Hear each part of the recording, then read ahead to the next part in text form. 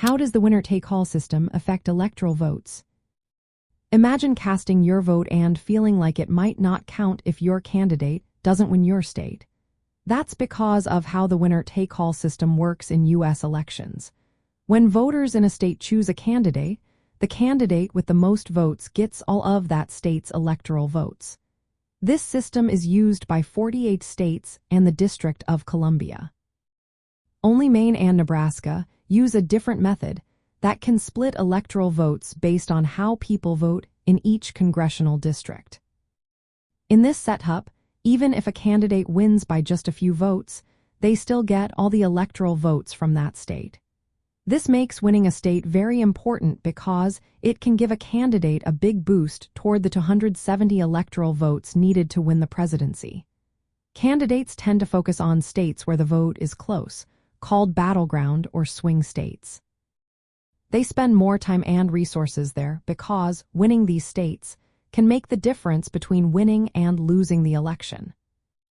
The winner-take-all system can also make the overall election seem different from the popular vote.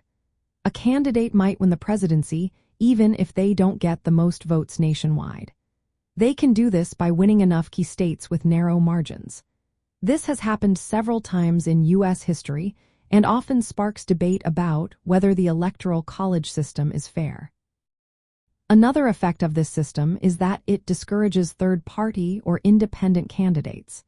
Since it is hard for them to win an entire state, votes for these candidates often don't translate into electoral votes.